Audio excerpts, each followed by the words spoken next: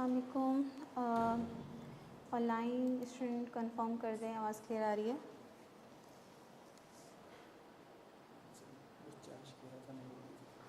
हाँ, वो अचानक से आ गया था बैटरी लो का ना।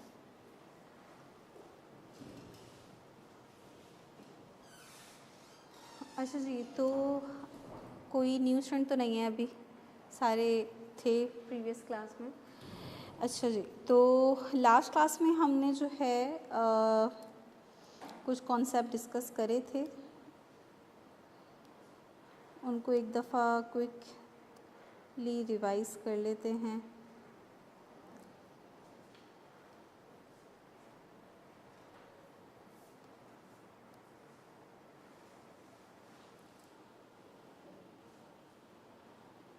हसनैन अली और एक और स्टूडेंट हैं, नाम आपको मुझे समझ में नहीं आ रहा, कंफर्म कर दीजिएगा आवाज़ क्लियर आ रही है?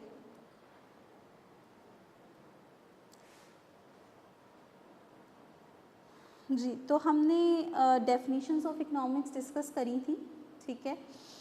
सबसे पहले हमने एडम स्मिथ की डेफिनेशन डिस्कस करी थी कि according to Adam Smith economics is a science of wealth, और उसको हमने काफ़ी डिटेल में डिस्कस किया था। दोबारा से हम इतनी डिटेल में नहीं जाएंगे।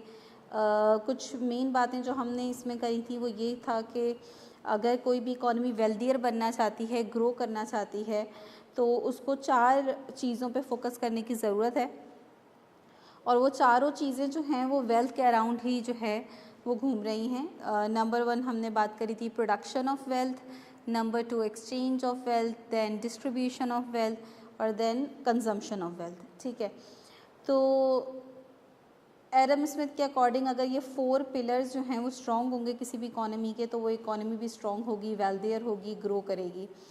देन हमने मार्शल की डेफिनेशन पे बात करी थी कि मार्शल ने जो है ये कंट्रीब्यूट करा था कि मार्शल ने अपनी जो इकोनॉमिक्स की डेफिनेशन थी उसमें जो मेन फोकस था वो वेल्थ से वेलफेयर की तरफ कर दिया था, क्योंकि मार्शल के अकॉर्डिंग अगर आप सिर्फ वेल्थ पे ही फोकस करेंगे तो उसकी वजह से इकोनॉमी में बहुत नेगेटिव इफेक्ट आ सकता है। एक बंदा जो वेल्दियर बनना चाहता है, वॉइस की आवाज़ आ रही है यहाँ तो कोई कुछ नहीं बोल रहा, किसी का माइक अनम्यूट तो नहीं है?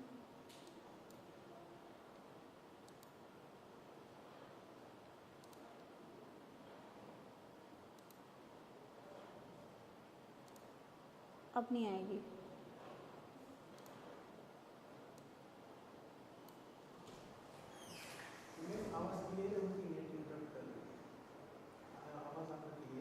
हाँ, असल मैंने उन लोगों को भी म्यूट कर दिया, मेरे ख्याल में वहाँ किसी स्टूडेंट से आवाज़ आ रही होगी, क्या पता। तो अगर कोई बंदा वेल्दियर बनना चाहता है तो उसके बहुत सारे सोर्सेज हैं, बहुत सारे तरीके हैं। आप कोई ऐसी चीज़ भी प्रोड्यूस कर सकते हो जिससे सोसाइटी जो है उसको नुकसान हो, बट आप वेल्दियर बन जाओ, ठीक है। तो अगर आप सिर्फ वेल्थ पे फोकस करते हैं तो उससे जो है वो एक इकोनॉमी में कुछ गलत चीज़ें भी क्रिएट हो सकती हैं। इस वजह से मार्शल ने वेल्थ से ज़्यादा वेलफेयर को इम्पोर्टेंस दी, ताकि वेल्थ तो ऑब्वियसली इम्पॉर्टेंट है, लेकिन वेल्थ क्रिएट करते हुए आपके जहन में वेलफेयर ज़रूर है, ठीक है, कि इकनॉमी के वेलफेयर पे कोई इफेक्ट ना आए, कोई ऐसी एक्टिविटी ना हो जिससे इकोनॉमिक वेलफेयर पे इफेक्ट आए। और मेनली जो मार्शल की कंट्रीब्यूशन थी वो ये थी कि उसने इकोनॉमिक्स को जो है वो कहा था कि it is the study of man kind, ये इंसान की ज़िंदगी के बारे में हम इसमें पढ़ते हैं इकोनॉमिक्स के अंदर। ये एक न्यू कंट्रीब्यूशन थी जो इससे पहले किसी इकोनॉमिस्ट ने नहीं दी थी। देन हमारे पास रॉबिन्स आए थे और रॉबिन्स ने कहा था कि भाई इकोनॉमिक्स में हम ह्यूमन बिहेवियर पढ़ते हैं कि कैसे इंसान अपनी लिमिटेड रिसोर्सेज में रहते हुए अपनी मल्टीपल वांट्स को पूरा करने की कोशिश करता है, और ये जो लिमिटेड रिसोर्सेज हैं इनके यूजेस भी क्या हैं, ऑल्टरनेटिव है। जब किसी चीज़ के ऑल्टरनेटिव यूजेस होते हैं तो ज़ाहिर है फिर आपको प्रेफरेंसेस सेट करनी पड़ती हैं, आपको चॉइस मेकिंग करनी पड़ती है, देन डिसाइड करना पड़ता है कि अपने उन रिसोर्सेज को कहाँ लगाएं, कहाँ बेस्ट एलोकेट करें कि उससे आपको ज़्यादा से ज़्यादा फ़ायदा हो सके, ठीक है ना। अच्छा जी, उसके बाद हमने इकोनॉमिक्स की नेचर पे बात करी थी कि इकोनॉमिक्स साइंस के अंदर भी फॉल करती है, आर्ट के अंदर भी फॉल करती है।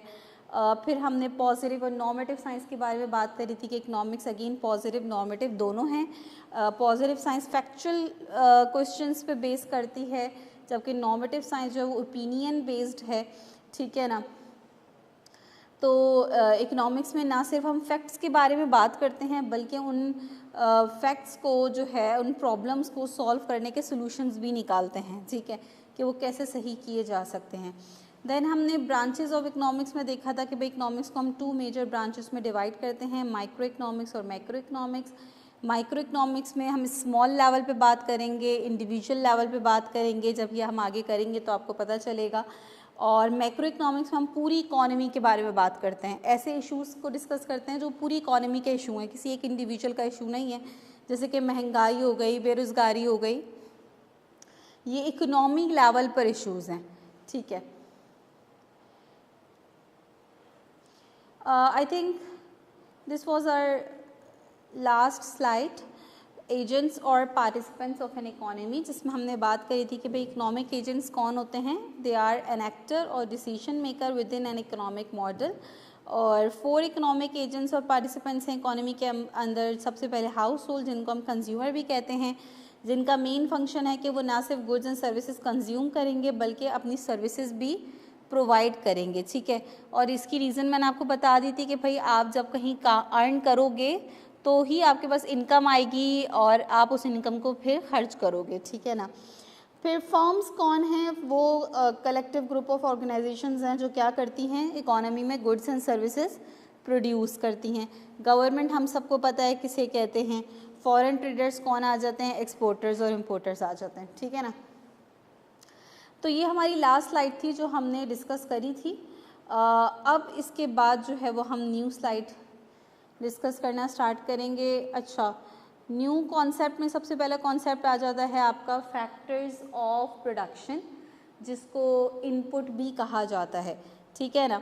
मैंने आपको बताया था जब हमने एडम स्मिथ की डेफिनेशन डिस्कस करी थी और उसमें हमने प्रोडक्शन ऑफ वेल्थ पे बात करी थी कि भाई किसी भी चीज़ को प्रोड्यूस करने के लिए आपको कितने फैक्टर्स चाहिए होते हैं, 4 फैक्टर्स ऑफ प्रोडक्शन चाहिए होते हैं।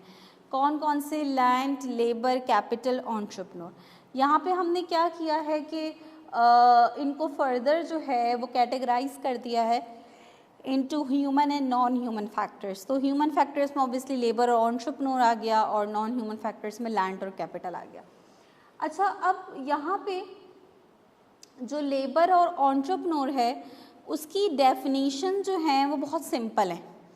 सिंपल से मुराद जो कि नॉर्मली हमें लगता है कि भाई लेबर किसे कहते हैं, कोई भी बंदा जो कि मेंटल एफर्ट दे रहा है या फिज़िकल एफर्ट कर रहा है और उसका एम क्या है, पैसा कमाना, ठीक है, उसको हम कहेंगे कि भाई वो लेबर है। जैसे कि road breaking, mining, teaching, counselling etcetera. जबकि एंटरप्रेन्योर कौन है और लेबर और एंटरप्रेन्योर में क्या डिफरेंस है ये भी आपको पता होना चाहिए। लेबर रिस्क नहीं ले रहा होता, ठीक है ना। एंटरप्रेन्योर क्या लेता है, रिस्क लेता है। उसका सबसे मेन कैरेक्टरिस्टिक ये कि वो रिस्क ले रहा है, एक चीज़ का इनिशिएट कर रहा है, ठीक है। कोई वेंचर स्टार्ट कर रहा है, वो कामयाब भी हो सकता है और वो फेल भी हो सकता है, ठीक है ना। अगर उसको लॉस होता है एंटरप्रेन्योर को तो at the end of the month loss उसी को बेयर करना है, ठीक है। लेबर लॉस बेयर नहीं करेगा, लेबर को तो अपनी सैलरी चाहिए, उसको इससे फ़र्क नहीं पड़ता कि फैक्ट्री जो है वो लॉस में जा रही है या प्रॉफिट में जा रही है, उसको जो एक गिवन सैलरी है कॉन्ट्रैक्ट के अकॉर्डिंग वो उसको मिलेगी, ठीक है। तो ये वो रिस्क है जो लेबर और एंटरप्रेन्योर के दरमियान डिफ्रेंशिएट करता है, ठीक है। अच्छा, जब हम नॉन ह्यूमन फैक्टर्स में आते हैं तो लैंड और कैपिटल की डेफिनेशन जो इकोनॉमिक्स के अंदर हम पढ़ते हैं और जनरली जो हम समझते हैं कि लैंड और कैपिटल क्या है, उसमें बहुत बड़ा डिफरेंस है, ठीक है ना। जैसे कि जनरली हमें लैंड की बहुत नैरो डेफिनेशन हम लेते हैं कि भाई narrow surface, land is the surface of the earth, ठीक है ना। लेकिन इकोनॉमिक्स में जो लैंड की डेफिनेशन है वो बहुत ब्रॉड है, ठीक है। इकोनॉमिक्स कहती है जितने भी नेचुरल रिसोर्सेज हैं, जितने भी फ्री गिफ्ट ऑफ नेचर हैं जो नेचर ने हमें प्रोवाइड करे हैं, जैसे कि soil, minerals, metals, forest, sunlight, everything जो कि हमें नेचर से मिली है, ठीक है, फ्री ऑफ कॉस्ट हमें नेचर ने प्रोवाइड करी है। इवन एनिमल्स भी, वो सारे किसकी डेफिनेशन में आ जाते हैं, लैंड की डेफिनेशन में, चाहे वो ज़मीन के अंदर हो या ज़मीन से बाहर हो, ठीक है ना। तो ये एक थोड़ी डिफरेंट डेफिनेशन है इकोनॉमिक्स के अंदर जो ब्रॉड ली जाती है लैंड की।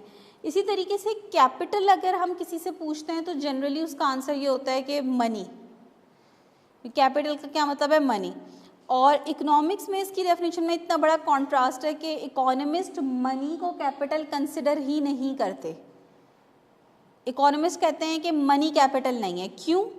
क्योंकि वो कैपिटल किसे कहते हैं? कैपिटल वो कहते हैं मैन मेड रिसोर्सेज। आप देखें ऊपर हमारे पास क्या थे? Natural resources. लैंड क्या है? नेचुरल रिसोर्सेज है जो नेचर से हमें मिले हैं। कैपिटल क्या है? जो किसने बनाए हैं? इंसान ने बनाए हैं। Man made resources use to produce other goods and services. ऐसे रिसोर्सेज जो इंसान के बनाए हुए और इंसान उनको यूज़ करके क्या कर रहा है? दूसरी चीज़ें, दूसरे गुड्स एंड सर्विसेज प्रोड्यूस कर रहा है। अब देखें फॉर एग्जांपल मशीन्स हो गई, इक्विपमेंट्स, बिल्डिंग्स, फैक्ट्रीज, ये क्या है? इंसान की बनाई हुई है। अच्छा ये प्लांट्स नेचुरल प्लांट्स वाले नहीं हैं, ये वो प्लांट्स हुई जो हैवी मशीनरीज वगैरह होती हैं, उन्हीं की बात हो रही है। तो ये वो सारी चीज़ें हैं जो इंसान की बनाई हुई हैं। अच्छा मनी को क्यों इकोनॉमिस्ट किक आउट कर देते हैं कैपिटल की डेफिनेशन से? वो कहते हैं कि मनी डायरेक्टली कोई चीज़ प्रोड्यूस नहीं कर सकती। यानी आपके पास बहुत पैसा है लेकिन आप उस पैसे से कोई मशीन लोगे, कुछ लोगे और वो प्रोड्यूस करेगा। डायरेक्ट पैसा ये नहीं कि आपने पैसा घुमाया और कुछ बन गया, ठीक है ना। तो क्योंकि पैसा डायरेक्टली, इनडायरेक्टली तो ऑब्वियसली वो मेन सोर्स है, बट डायरेक्टली क्योंकि कोई चीज़ प्रोड्यूस नहीं कर सकता, इसलिए बस इकोनॉमिस्ट कैपिटल के अंदर मनी को काउंट नहीं करते। ये आपको याद रखना है इस वजह से, क्योंकि इससे रिलेटेड एमसीक्यू भी आ जाता है। जैसे कि वो आपसे पूछ सकता है कि which of the following is not included in capital, ठीक है। वो डिफरेंट आपको ऑप्शंस दे देगा, मशीन्स, इक्विपमेंट्स एक्सेट्रा, और उसमें वो मनी का एक ऑप्शन दे देगा। तो आपको याद रखना है कि इकोनॉमिक्स में मनी को कैपिटल के अंदर काउंट नहीं किया जाता, ठीक है ना। अच्छा जी, अब ये हो गए फैक्टर्स ऑफ प्रोडक्शन, ठीक है। इसमें से काफ़ी एमसीक्यूज़ किसी न किसी तरीके से आ जाते हैं समटाइम्स। एंटरप्रेन्योर की भी एक डेफिनेशन एक दफ़ा आ चुकी है, कैपिटल से रिलेटेड भी आ चुका है। फिर आ जाते हैं आपका भाई rewards of factors of production, factors of production के रिवॉर्ड। तो अगर रिवॉर्ड की बात करें तो हमें पता है कि लैंड का रिवॉर्ड क्या है? रेंट है, ठीक है ना। लेबर का रिवॉर्ड क्या है? वेजेस एंड सैलरीज हैं। कैपिटल का रिवॉर्ड क्या कहते हैं ये लोग? इंटरेस्ट है, ठीक है ना। हालांकि कैपिटल से इन्होंने मनी निकाल दी थी, बट स्टिल यहाँ पे ये कैपिटल का रिवॉर्ड इंटरेस्ट कह रहे हैं, जो कि डायरेक्टली नहीं हो सकता। कैसे? फॉर एग्जांपल अगर किसी बिजनेस को कैपिटल रिक्वायर्ड है, इन्वेस्टमेंट करनी है उसको, ठीक है ना, तो उस इन्वेस्टमेंट के लिए उसको चाहिए तो पैसे ही, और अगर वो पैसे ले रहा है तो वो पैसे इंटरेस्ट पे ही जनरली आपको मिल रहे होते हैं। इन्वेस्टमेंट की जो अमाउंट मिलती है वो जनरली इंटरेस्ट पे ही मिलती है, ठीक है ना, कैपिटल मार्केट से। तो इसलिए वो कह रहे हैं कि जो कैपिटल फॉर्मेशन होती है उसको, उसके बदले में जो रिवॉर्ड होता है वो इंटरेस्ट ही होता है। और जो एंटरप्रेन्योर है उसका रिवॉर्ड क्या होता है? प्रॉफिट होता है ऑब्वियसली। अच्छा यहाँ मैंने कुछ डेफिनेशंस इस वजह से ऐड कर दी हैं कुछ लोगों की, ताकि अगर जैसे कभी कभार आईकैप ऐसा करता है कि एग्जैक्ट लाइंस दे देता है पेपर में, तो जैसे कि उसने इस तरह की कोई लाइन दे दी कि भाई dash is the payment for the use of factor of production that are fixed in supply। Dash उस चीज़ की पेमेंट है, उस चीज़, उस फैक्टर को यूज़ करने की पेमेंट है जो कि सप्लाई वाइज क्या है? फिक्स है। तो सिर्फ एक ही फैक्टर है जिसकी सप्लाई फिक्स है, जो कि हमें कहाँ से मिली है? नेचर की तरफ से मिली है। उसको हम बढ़ा या कम नहीं सकते। नेचर ने हमें जितने नेचुरल रिसोर्सेज दे दिए हैं वो दे दिए हैं। हम खुद से चाहें कि हम उनकी रिसोर्सेज को बढ़ा दें या कम कर दें तो हम ऐसा नहीं कर सकते, क्योंकि वो हमें नेचर से मिले हैं, ठीक है ना। तो इस तरह का अगर कोई एमसीक्यू आ जाए तो आपके जहन में फिक्स्ड इन सप्लाई को देखकर याद आ जाएगा कि भाई ये लैंड की बात हो रही है, और लैंड को यूज़ करने का रिवॉर्ड क्या है? रेंट है, ठीक है ना। इसी तरीके से वेजेस एंड सैलरीज की भी एक छोटी सी डेफिनेशन मैंने एक इकोनॉमिस्ट की बेनहम की ऐड कर दी है यहाँ पे। Sum of money paid under contract by an employer to a worker for services rented. Simple सी है, ठीक है। सर्विसेज जो उसने दी हैं उसके बदले में जो है जो उसको रिवॉर्ड मिल रहा है, मनी मिल रही है अंडर कॉन्ट्रैक्ट। फिर इसी तरीके से इंटरेस्ट क्या है? Is the price paid for the use of capital in any market. ठीक है ना। तो ये बस मैंने कुछ डेफिनेशंस ऐड कर दी हैं एहतियातन कि अगर इस तरह का कोई क्वेश्चन पेपर में एमसीक्यूज की फॉर्म में आ जाता है तो।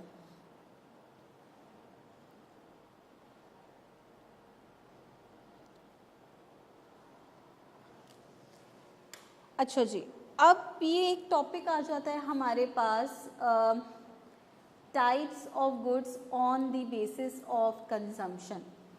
गुड्स की टाइप्स कंजम्पशन की बेसिस पर। सबसे पहले तो इसको थोड़ा सा हम जूम कर लेते हैं। यहाँ पे गुड्स की एक डेफिनेशन लिखी हुई है।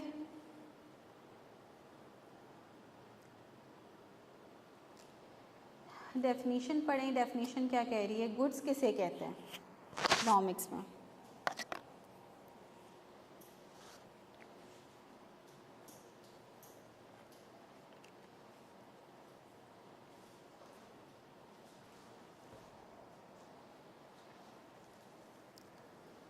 गुड्स या प्रोडक्ट्स उन्हें कहते हैं जो कि हमारी किसी ज़रूरत या ख्वाहिश को क्या कर रहे होते हैं, पूरा कर रहे होते हैं।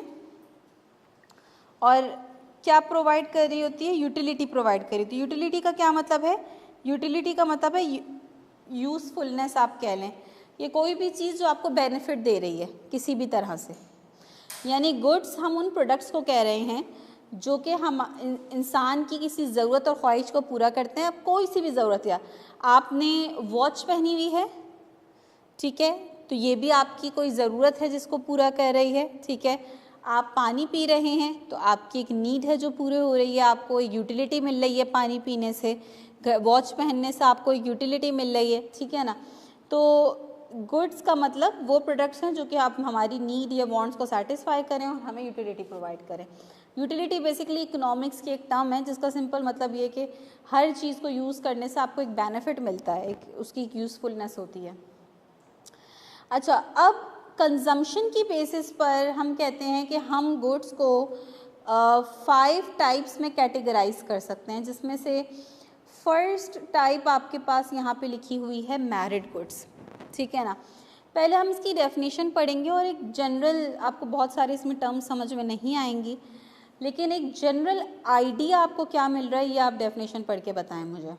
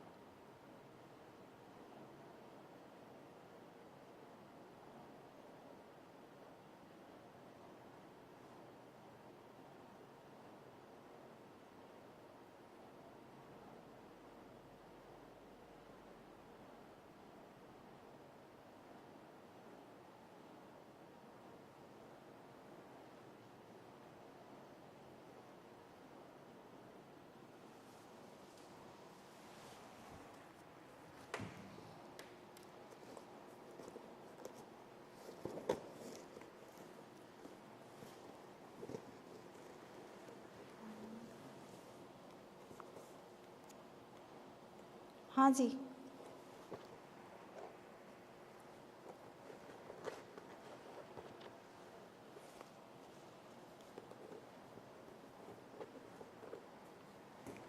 मैरिड गुड्स से क्या थोड़ा बहुत आइडिया हो रहा है आप लोगों को?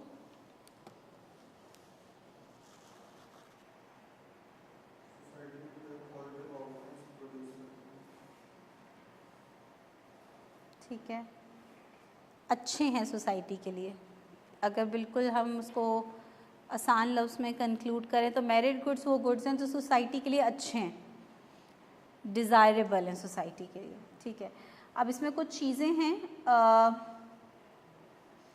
जो कि समझने की ज़रूरत है, जैसे कि यहाँ पे एक टर्म लिखी हुई है पॉजिटिव एक्सटर्नैलिटीज़। तो पॉजिटिव एक्सटर्नैलिटीज़ किसे कहते हैं? देखें, एक्सटर्नैलिटीज़ का मतलब क्या है, कोई ऐसी एक्टिविटी जिसका इफ़ेक्ट जो है वो थर्ड पार्टी पे आ रहा हो। अब थर्ड पार्टी किसे कहते हैं? थर्ड पार्टी आप यूँ समझ लें कि वो पार्टी है, वो इंडिविजुअल जिनका उस एक्टिविटी से डायरेक्टली कोई लेना देना नहीं है, ठीक है ना, जैसे हम अक्सर बोलते हैं ना किसी तीसरे बंदे से पूछो, तो वो जो तीसरा बंदा है वो बंदा है जिसको जो ना इसकी तरफ है ना उसकी तरफ है, जो बाइस डिसीजन नहीं लेगा, अनबाइसली न्यूट्रल होकर बताएगा। इसी तरीके से यहाँ पे थर्ड पार्टी हम उसे कह रहे हैं जिसका एक्टिविटी से डायरेक्टली कोई लेना देना नहीं है। तो ऐसी एक्टिविटी जिसका इफेक्ट वो पॉजिटिव इफेक्ट भी हो सकता है और नेगेटिव इफेक्ट भी हो सकता है, उसका इफेक्ट अगर किसी थर्ड पार्टी पे आ रहा हो तो हम कहते हैं कि इस एक्टिविटी में क्या है, एक्सटर्नैलिटीज़ हैं। जैसे कि एक फैक्ट्री है जो कि अपने केमिकल्स वगैरह डंप कर देती है रिवर में, ठीक है, क्योंकि उसको बहुत आसान लगता है, इसमें कॉस्ट भी नहीं आ रही, तो वो अपने सारे वेस्टेज, सारे चीज़ें जो हैं जो भी उसकी वेस्टेज वगैरह है वो सब क्या कर देती है, रिवर में डंप कर देती है। अच्छा, अब उसकी इस एक्टिविटी से इफ़ेक्ट किस पे पड़ रहा है कि उस रिवर के अंदर जो फ़िश वगैरह की पॉपुलेशन है वो बहुत कम होती जा रही है, क्योंकि रिवर पॉल्यूटेड हो रहा है, ठीक है ना। और उस रिवर के पास जो फिशरमैन्स वगैरह बैठे हुए होते थे, जो फिशेस कैच करके और जो है जिनकी गुज़र बसर उससे हो रही होती थी, अब उनकी सोर्स ऑफ इनकम क्या होती जा रही है, कम होती जा रही है, क्योंकि रिवर पॉल्यूटेड हो रहा है तो फिशेस मर रही हैं, ठीक है ना। तो जो फिशरमैन हैं उनका उस फैक्ट्री से, उसकी एक्टिविटी से कोई डायरेक्ट कनेक्शन नहीं है, ना उस फैक्ट्री में जो चीज़ बन रही है उसके बायर हैं, ना सेलर है, कोई भी नहीं है, लेकिन वो जो फैक्ट्री में एक्टिविटी हो रही है उस एक्टिविटी का इफेक्ट किस पे पड़ रहा है, फिशरमैन पे पड़ रहा है। ये कहलाता है थर्ड पार्टी इफेक्ट। और यहाँ पे आपको समझ में आ रहा होगा कि ये नेगेटिव इफेक्ट आ रहा है, ठीक है ना। इसी तरीके से कुछ एक्टिविटीज़ ऐसी होती हैं जो कि पॉजिटिव एक्सटर्नैलिटीज़ क्रिएट करती हैं, पॉजिटिव इफेक्ट क्रिएट करती हैं। फॉर एग्जांपल यहाँ पे वो बात कर रहे हैं जैसे कि एजुकेशन। अगर आप एजुकेशन हासिल करते हैं तो उसका फ़ायदा आपको तो होगा ही होगा, लेकिन सोसाइटी को भी होगा, ठीक है ना। पूरी सोसाइटी को आपके एजुकेशन का फ़ायदा है, क्योंकि जितने ज़्यादा इंडिविजुअल्स एजुकेटेड होंगे उतना ज़्यादा जो है वो सोसाइटी ग्रो करेगी। आपको पता है कि पहले तो सिर्फ जीडीपी के बेस पर जो है वो किसी भी इकनॉमी को जो है ना वो उसको देखा जाता था कि वो कितनी ग्रोइंग इकॉनमी है, लेकिन अब जैसे जैसे हम आगे बढ़े तो हमने कहा कि यार सिर्फ प्रोडक्शन नहीं है इंडिकेटर, सिर्फ प्रोडक्शन के बेसिस पर अगर किसी इकॉनमी में बहुत अच्छी प्रोडक्शन हो रही है तो उसकी बेस पर हम ये नहीं कह सकते सोलली कि भाई वो इकॉनमी बहुत ग्रो कर रही है। कुछ और भी इम्पॉर्टेंट चीज़ें हैं, जैसे कि एजुकेशन है, आया उस कंट्री के लोग एजुकेटेड हैं कि नहीं हैं, उस इकॉनमी में हेल्थ जो है वो लोगों की कैसे है। तो हमने एक न्यू इंडिकेटर निकाला जो कहलाता है ह्यूमन डेवलपमेंट इंडेक्स, HDI में एक चीज़ तो आप समझ लें, प्रोडक्शन आ गई, जीडीपी आ गई, दूसरी एजुकेशन, तीसरी हेल्थ। तो एजुकेशन जो है पूरी सोसाइटी के लिए बहुत इंपॉर्टेंट है। और एक बंदा, अच्छा एजुकेशन में मसला क्या है, एजुकेशन में जिस एक्टिविटी में पॉजिटिव एक्सटर्नल इफेक्ट होता है ना, उस एक्टिविटी को ज़्यादा से ज़्यादा प्रोड्यूस होने की ज़रूरत होती है, ज़्यादा से ज़्यादा कंज्यूम होने की ज़रूरत होती है, क्योंकि वो सिर्फ उस बंदे के लिए अच्छी नहीं है, वो पूरी सोसाइटी के लिए अच्छी है। लेकिन जब वो एक इंडिविजुअल उस एक्टिविटी को कर रहा होता है तो वो ये नहीं सोचता कि ये एक्टिविटी सोसाइटी पे क्या इफेक्ट डालेगी, वो तो सिर्फ अपना फ़ायदा नुकसान को एनालाइज करता है। ऐसे ही होता है ना, जैसे कि एक बच्चा है जिसके पेरेंट्स बहुत गरीब हैं, अब वो ये डिसाइड कर रहे हैं कि यार इस बच्चे को जो है ना स्कूल लगाएं या किसको किसी वर्कशॉप पे भेज दें काम करने के लिए। तो जब वो ये डिसीजन ले रहे होंगे कि इसको एजुकेशन हासिल करवानी है कि नहीं, तो वो सिर्फ अपना फ़ायदा नुकसान एनालाइज करेंगे, कॉस्ट बेनिफिट, वो सोसाइटी को क्या बेनिफिट होगा या सोसाइटी पे क्या कॉस्ट आएगी अगर ये बच्चा एजुकेटेड नहीं होता, तो वो ये नहीं सोचेंगे। ऐसे ही होता है ना, हम अपने डिसीजन को सोसाइटी के ऊपर रख कर कब सोचते हैं, हम तो अपना सेल्फ इंटरेस्ट देखते हुए। तो हो सकता है कि क्योंकि वो सिर्फ अपना बेनिफिट देख रहे हो तो वो बेनिफिट क्या हो जाए, नैरो हो जाए उनके लिए, कि यार अच्छा अभी इतनी ज़्यादा कॉस्ट लगानी पड़ेगी तब कहीं जाके कभी कमाना शुरू करेगा और फिर ये सब होगा, लेकिन अभी अगर हम किसी वर्कशॉप वगैरह पे बिठा देते तो अभी से अर्निंग होना शुरू हो जाएगी, हमारे थोड़ा सोर्स ऑफ इनकम क्रिएट हो जाएगी। तो ये इस वजह से उन्होंने डिसीजन ले लिया क्योंकि उन्होंने सोसाइटी का जो ओवरऑल बेनिफिट था वो इंक्लूड नहीं करा। अगर वो इंक्लूड कर देते तो उनको पता चलता कि कितनी ज़्यादा इंपॉर्टेंट है ये एक्टिविटी। इसी वजह से ये एक्टिविटी समटाइम क्या हो जाती हैं कि जितना कंज्यूम होनी चाहिए उतना कंज्यूम नहीं हो पाती। यहाँ पे देखिए एक टर्म लिखी हुई है अंडर कंज्यूम। अंडर कंज्यूम का क्या मतलब है कि वो जिस लेवल की कंजम्पशन होनी चाहिए उससे कम लेवल की कंजम्पशन हो रही होती है, और जब कंजम्पशन कम हो रही होती है तो प्रोडक्शन भी क्या होगी, फिर कम होगी। जब एक चीज़ कंज्यूम ही कम हो रही है, डिमांड ही कम हो रही है, तो उसकी प्रोडक्शन भी कम हो रही है, ठीक है ना। By way of the prevailing market mechanism, ये बड़ी इंपॉर्टेंट टर्म है। मार्केट मैकेनिज्म में क्या चीज़ आ जाती है, मार्केट के अंदर दो लोग आ जाते हैं सिंपल तरीके से, एक होते हैं बायर, दूसरे होते हैं सेलर, ठीक है ना। तो मार्केट मैकेनिज्म में क्या चीज़ आ जाती है, डिमांड और सप्लाई। आप जितनी डिमांड करोगे मार्केट उतनी ही सप्लाई करेगी, ठीक है ना। लेकिन अगर आप अगर आप एजुकेशन को और इन मैरिड गुड्स को मार्केट के ऊपर छोड़ देते हो तो इनकी कंजम्पशन और प्रोडक्शन उतनी नहीं होगी जितनी होनी चाहिए। ये कहने का मकसद है, ये जो लास्ट लाइन है ना कि these may be under consume and even under produce by way of the prevailing market mechanism, कि अगर आपने इनको मार्केट पे छोड़ दिया, ठीक है ना, तो जितनी कंजम्पशन और जितनी प्रोडक्शन होनी चाहिए उतनी नहीं होगी। इसी वजह से मैरिड गुड्स के केस में आपको हमेशा दिखेगा कि मार्केट मैकेनिज्म तो साथ साथ चल रहा होगा, गवर्नमेंट भी कुछ ना कुछ काम कर रही होगी। आपको एजुकेशन के अंदर दिखता है कि जहाँ private schools, private colleges, private universities हैं, वहीं दूसरी तरफ क्या है, government schools, government colleges, government universities.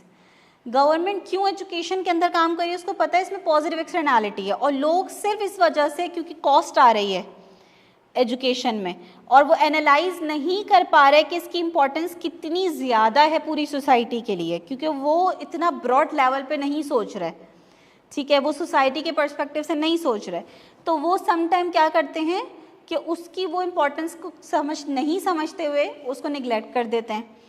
तो इसलिए गवर्नमेंट क्या करती है, स्कूल लेवल पर बहुत ही लो कॉस्ट पे या फ्री ऑफ कॉस्ट जो है वो एजुकेशन प्रोवाइड करती है ताकि लोग इनकरेज हों और उस चीज़ को कंज्यूम करें, ठीक है ना। तो मैरिड गुड्स में आपको हमेशा गवर्नमेंट का रोल दिखेगा। इसी तरीके से उन्होंने हेल्थ की भी बात करी है, हेल्थ के अंदर भी पॉजिटिव एक्सटर्नैलिटीज़ है। भाई आप बोले कि भाई मेरी हेल्थ अच्छी हो या ना हो, इससे किसी सोसाइटी को क्या फ़ायदा या नुकसान है, लेकिन अगर सोसाइटी के अंदर मेजॉरिटी हर वक्त बीमार रहने वाले लोग हैं जिनकी हेल्थ अच्छी नहीं होती, तो आप खुद समझ सकते हैं कि ऐसी सोसाइटी में क्या प्रोडक्शन होगी अच्छी, ठीक है। जब आपकी हेल्थ ही अच्छी नहीं है तो आपकी प्रोडक्टिविटी भी अच्छी नहीं हो सकती, ठीक है। तो हेल्थ के अंदर भी एक्सटर्नल इफेक्ट्स है, इस वजह से हेल्थ सेक्टर में भी आपको दिखता है गवर्नमेंट के role. Private hospitals, private clinics के साथ साथ आपको गवर्नमेंट हॉस्पिटल्स भी देखते हैं जिसमें गवर्नमेंट आपको बहुत लो कॉस्ट पे जो है वो हेल्थ फैसिलिटीज़ प्रोवाइड करती है ताकि लोगों की हेल्थ अच्छी रहे। इसी तरीके से उन्होंने यहाँ पे पार्क्स वगैरह को भी डिस्कस करा है कि पार्क्स वगैरह भी क्योंकि एक इन्वायरमेंटल वे में देखा जाए तो बहुत पॉजिटिव इफेक्ट क्रिएट करते हैं, तो ये भी मैरिड गुड्स हैं, ठीक है ना। अच्छा, वंस आपको मैरिड गुड्स समझ में आ जाते हैं तो डी मैरिड गुड्स समझना काफ़ी आसान हो जाता है, क्योंकि जो डी मैरिड गुड्स हैं वो मैरिड गुड्स के क्या हैं, ऑपोजिट हैं, ठीक है। जिस तरीके से मैरिड गुड्स जो हैं वो आपके पॉजिटिव एक्सटर्नैलिटी क्रिएट करते हैं, सोसाइटी के लिए अच्छे कंसिडर किए जाते हैं, डी मैरिड गुड्स क्या क्रिएट करते हैं, नेगेटिव एक्सटर्नैलिटीज़, और सोसाइटी के लिए क्या कंसिडर किए जाते हैं, बैड कंसिडर किए जाते हैं, ठीक है ना। अब इसमें एग्जाम्पल में अल्कोहल दिया हुआ है। अल्कोहल तो ये तो अब बाहर भी बहुत सारे कंट्रीज़ में ये बात एनालाइज की जा चुकी है कि अल्कोहल डी मैरिड गुड है, क्योंकि ऑब्वियसली उसके बहुत इफ़ेक्ट्स पड़ते हैं, बहुत सारे एक्सीडेंट्स वगैरह जो है वो इस वजह से हो रहे होते हैं, आपकी पर्सनालिटी में चेंज आ जाता है टोटली, ठीक है, जिससे इफ़ेक्ट पड़ रहा होता है। इसी तरीके से अगर हम डी मैरिड गुड में कोई और एग्जाम्पल लें तो स्मोकिंग भी आपकी डी मैरिड गुड में आती है, क्योंकि जो बंदा स्मोक करता है उसका नुकसान सिर्फ उस इंडिविजुअल तक नहीं रहता, उसके सराउंडिंग में जो दूसरे लोग हैं उन तक भी जो है वो उसका जो भी नुकसानात हैं वो उन तक भी कन्वे हो रहे होते हैं। इस वजह से स्मोकिंग भी डी मैरिड गुड जो है वो कंसिडर की जाती है। अच्छा, अब मैं एक और बात यहाँ पे ऐड करूँगी। डीमेरिट गुड्स में आपको दिखता है कि या तो गवर्नमेंट टोटली बैन करती है उस चीज़ को, या अगर वो बैन नहीं कर रही होती तो वो क्या करती है कि उस पर बहुत हैवी टैक्सेस वगैरह लगाती है, ताकि वो चीज़ क्या हो जाए, एक्सपेंसिव हो जाए और लोगों की उसको ज़्यादा अफोर्ड ना कर सकें आसानी से, क्योंकि वो क्या करना चाह रही है, डिस्करेज करना चाह रही है कंजम्पशन और प्रोडक्शन को। ठीक है, जब आप हैवी टैक्सेस लगा दोगे तो लोग भी कम कंज्यूम करेंगे तो प्रोडक्शन भी कम होगी उस चीज़ की।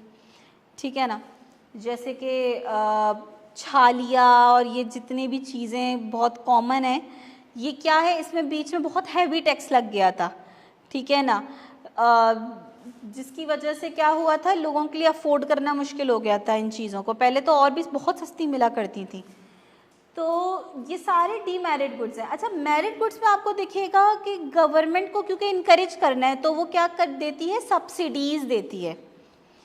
सब्सिडीज़ जो है वो टैक्सेस की ऑपोजिट है। सब्सिडीज़ क्या होती है, सब्सिडीज़ कहते हैं रिलीफ को, जो गवर्नमेंट की तरफ से मिल रहा होता है। आपने सुना होगा कि जो गवर्नमेंट यूनिवर्सिटी में कोई एक बच्चा पढ़ता है तो एक बच्चे पे गवर्नमेंट बहुत सब्सिडी देती है, यानी पर बच्चा सब्सिडी मिल रही होती है। सब्सिडी का क्या मतलब है, सब्सिडी का ये मतलब है यहाँ पर इस एग्ज़ाम्पल में कि वही डिग्री जब आप किसी प्राइवेट यूनिवर्सिटी से करोगे, ठीक है, एक मास्टर आप कराची यूनिवर्सिटी से कर रहे हो और एक वही सेम मास्टर उसी सब्जेक्ट में आप किसी प्राइवेट यूनिवर्सिटी में करो, दोनों की कॉस्ट क्या आएगी, डिफरेंट आएगी। ऑब्वियसली प्राइवेट यूनिवर्सिटी की जो मास्टर की कॉस्ट होगी वो क्या होगी, बहुत ज़्यादा होगी कराची यूनिवर्सिटी की मास्टर की कॉस्ट से।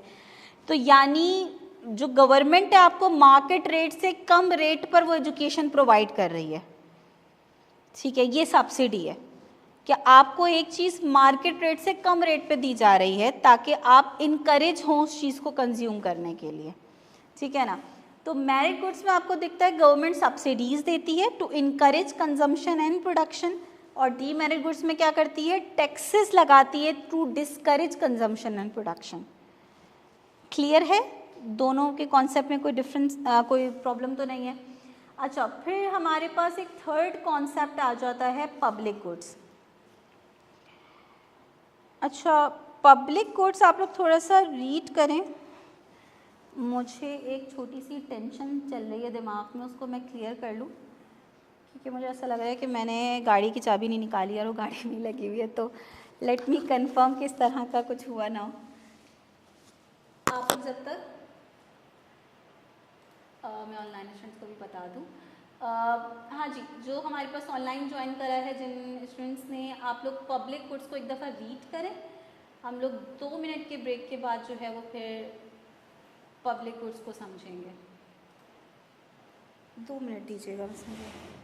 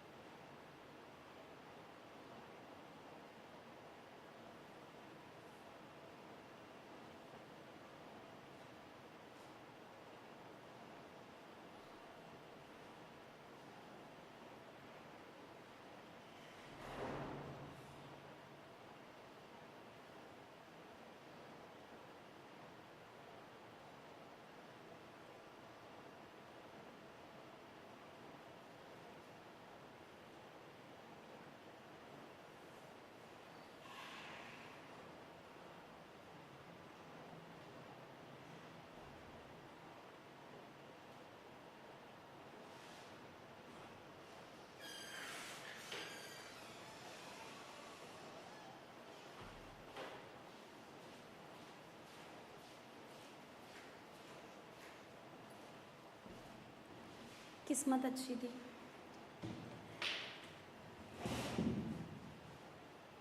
हाँ जी, पब्लिक गुड्स से कुछ समझ में आया?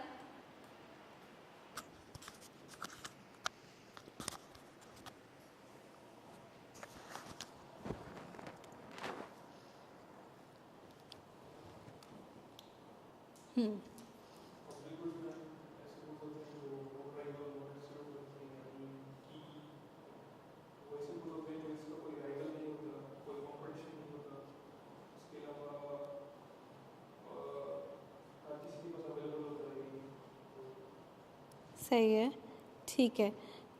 पब्लिक गुड्स हर किसी के पास अवेलेबल होते हैं, ये बात ठीक है। यानी सोसाइटी में जितने भी लोग होते हैं उन सब के लिए हर वक्त अवेलेबल होगी ये चीज़, और किसी को इससे एक्सक्लूड करना पॉसिबल नहीं है।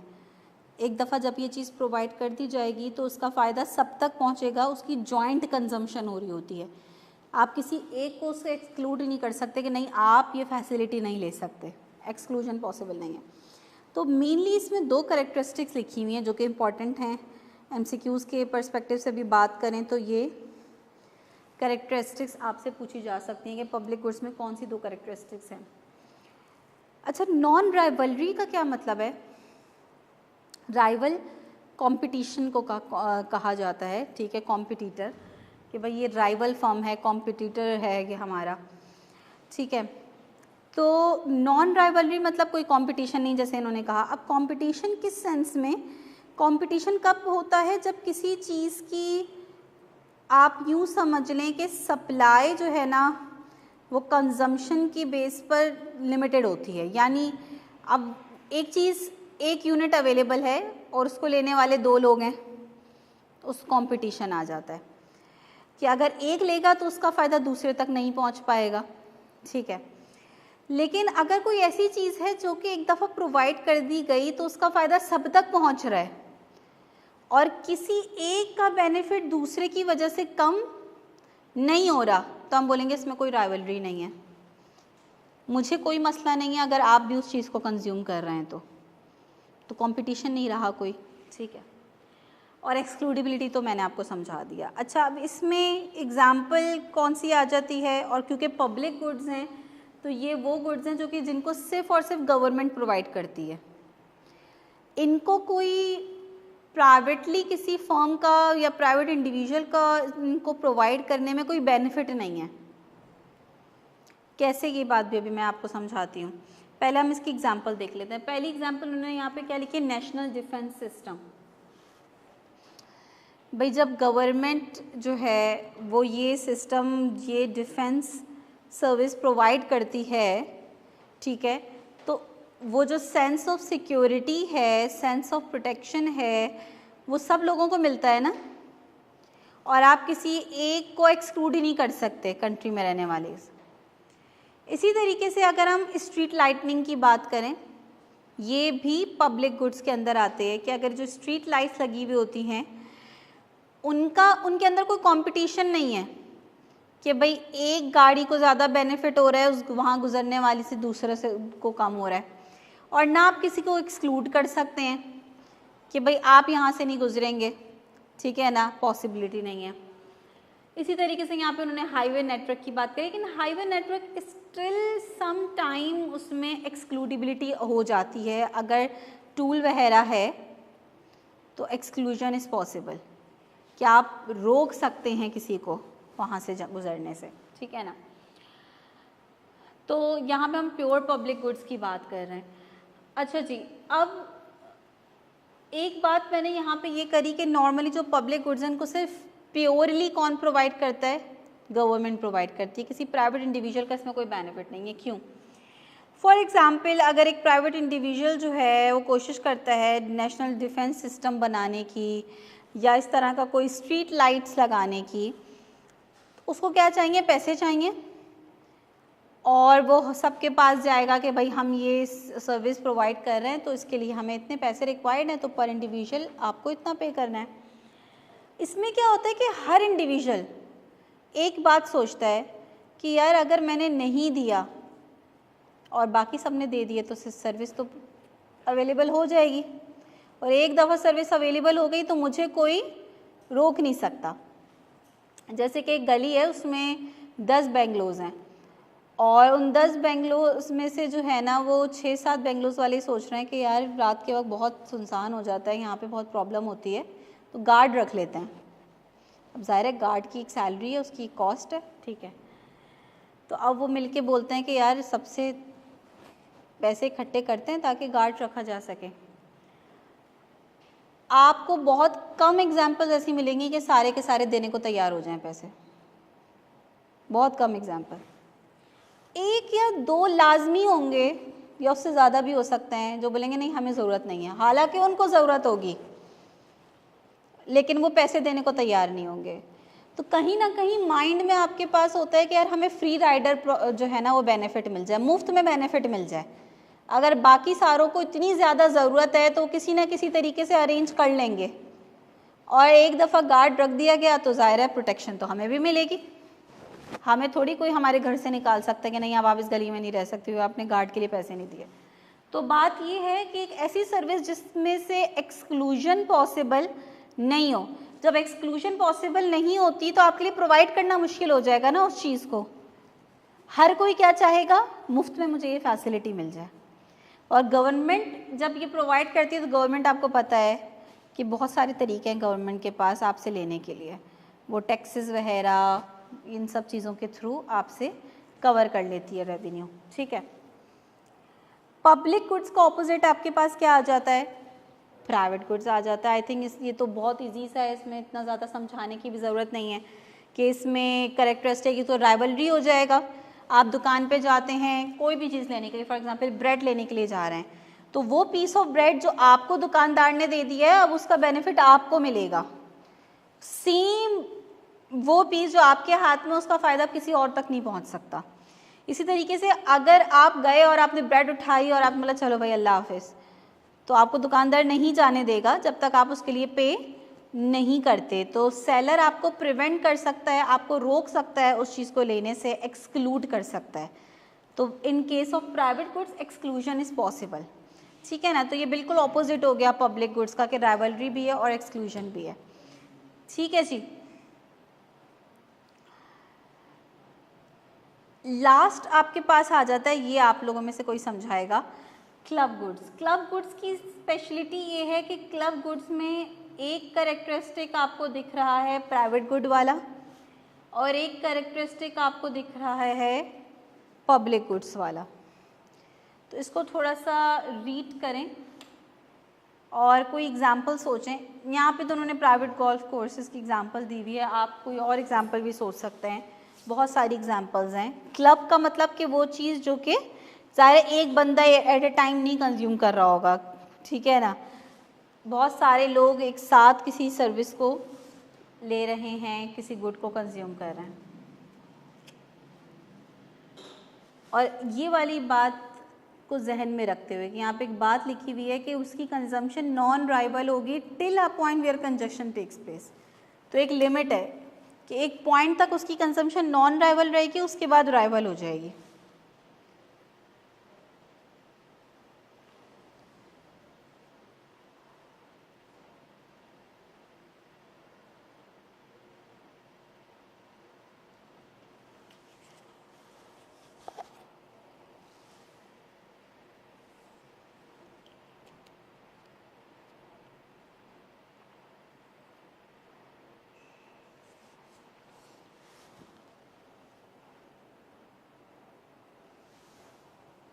देखें, आप बहुत सारी एग्जांपल्स ले सकते हैं इसमें। आप सिनेमा हॉल्स की एग्जांपल ले सकते हैं, आप स्विमिंग पूल्स की एग्जांपल ले सकते हैं इसमें, ठीक है। आप जो आपके घर में वाईफाई सर्विस लगी हुई होती है आप उसकी एग्जांपल इवन ले सकते हैं इसमें, यानी ऐसी चीज़ जिसको एक साथ बहुत सारे लोग एंजॉय कर रहे हैं उसको, ठीक है ना।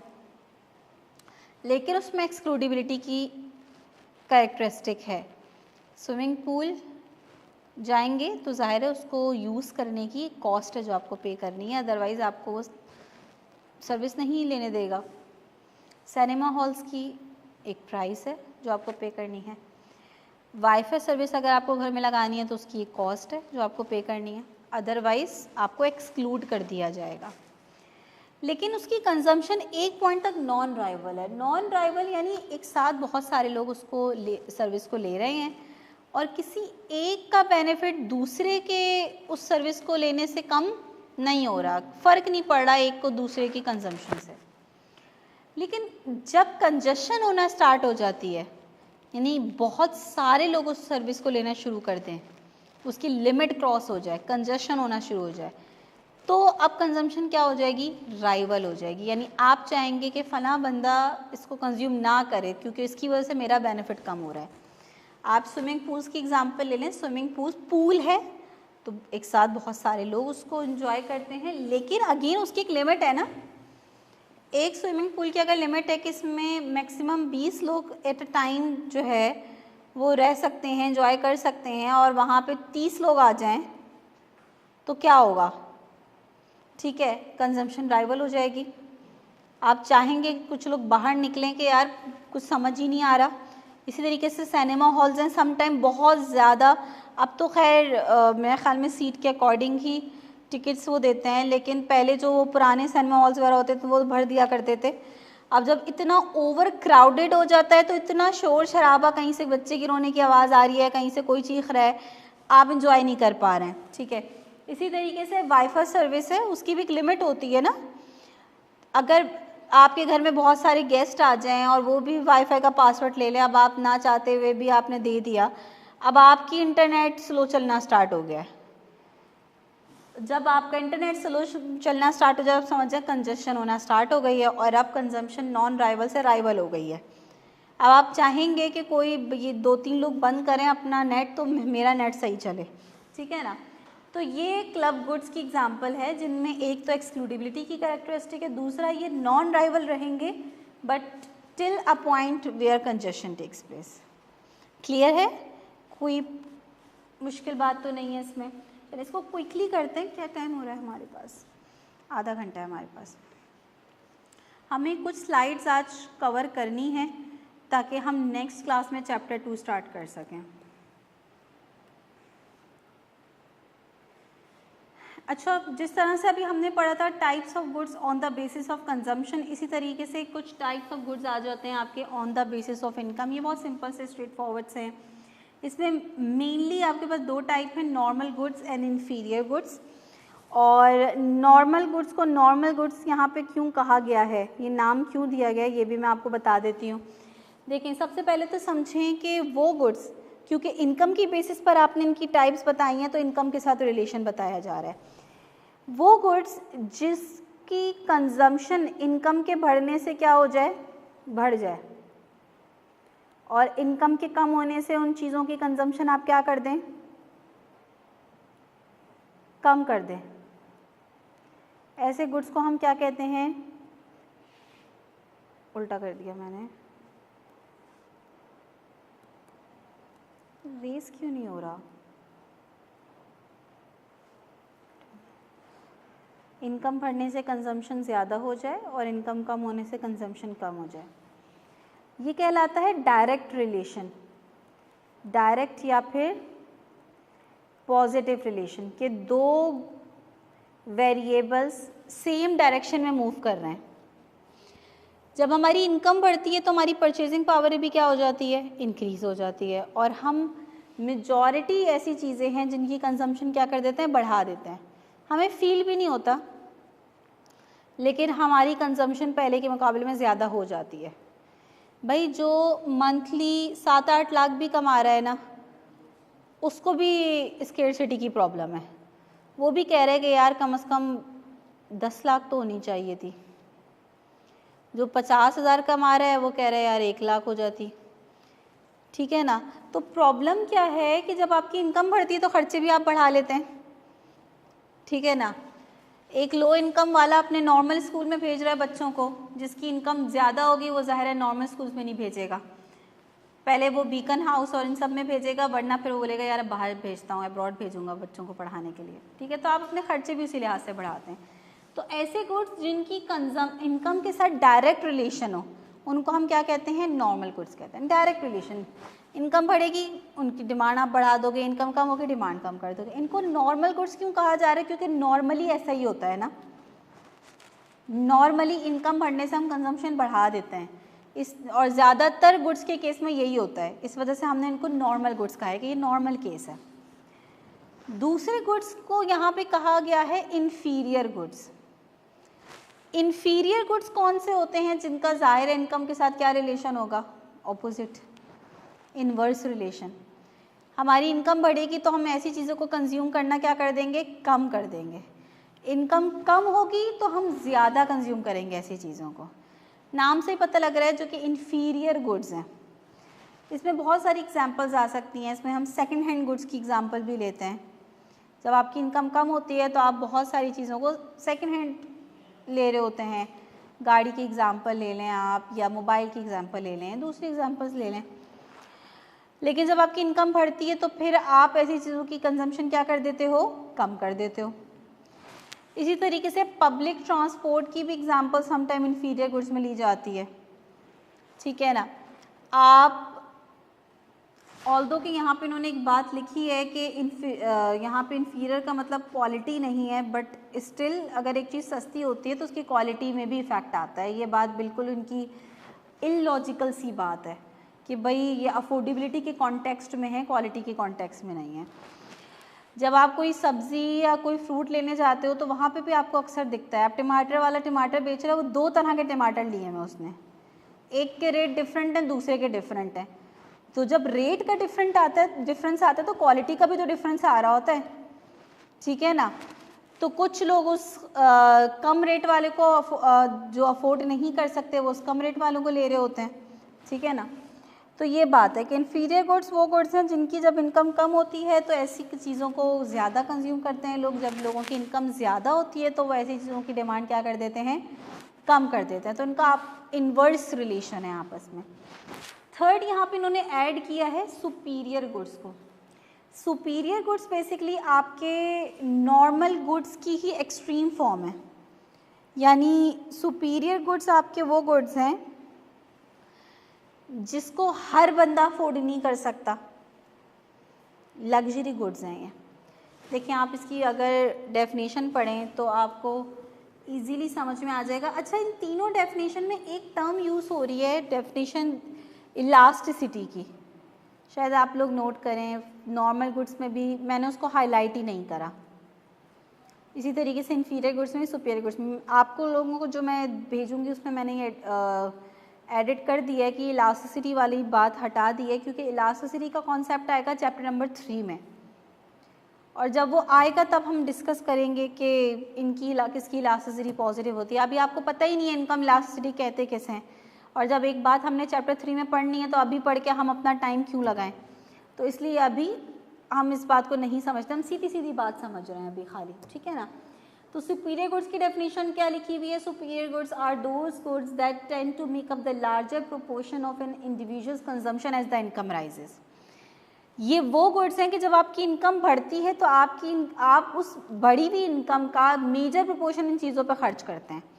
देखिए एक लिमिट तक जब आपकी इनकम होती है ना तो आप बेसिक नीड्स तो सबसे पहले पूरी करते हैं ना अपनी, सबसे पहले आप किसकी तरफ जाते हैं, बेसिक नीड्स पे, ठीक है ना, कि आपकी बेसिक नीड्स पूरी हो रही हो।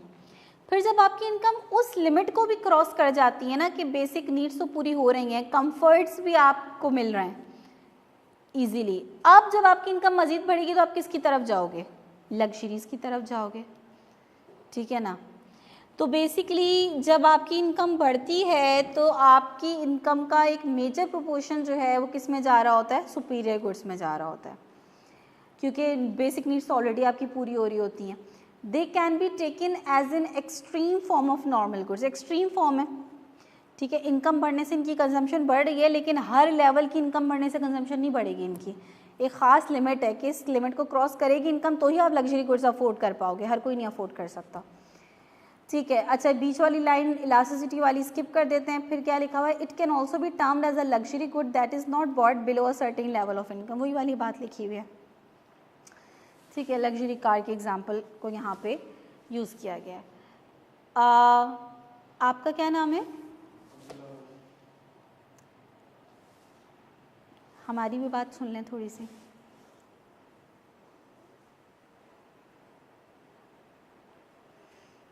अच्छा, ये बहुत रीडिंग मटेरियल है आपका, division of labour and increase in production. ये स्लाइड आप लोगों ने रीड करनी है पूरी, और फिर आप लोगों से ही मैं समझूंगी, क्योंकि इसमें ऐसे जितना ज़्यादा कुछ समझाने का नहीं है। डिवीज़न ऑफ लेबर किसे कहते हैं, पहले तो इसकी डेफिनेशन आप लोगों के पास लिखी हुई है, डिवीज़न ऑफ लेबर का क्या मतलब है, ठीक है। डेफिनेशन मुझे अब्दुल्ला समझाएंगे पढ़ के, सिंपल सी डेफिनेशन है, कोई इतनी मुश्किल नहीं है, इसको छोटा ही करना पड़ेगा। और फिर डिवीज़न ऑफ लेबर के क्या फ़ायदे हैं, ये 5 उसके कैरेक्टरिस्टिक्स या बेनिफिट्स आप कह लें कि लिखे हुए हैं, ये आप लोगों ने रीड करना है अभी।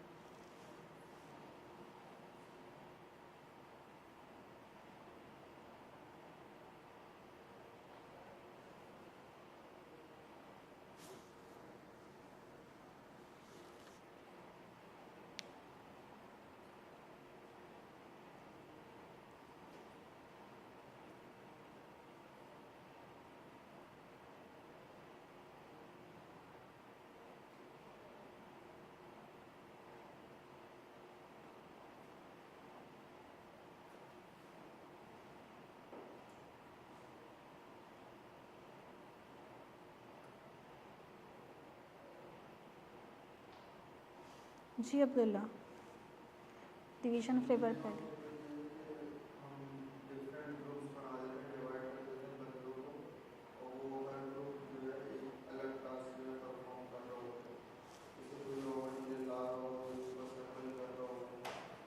इसकी कोई और एग्जांपल जो आपके जहन में हो इसके अलावा जो उन्होंने दी हुई है?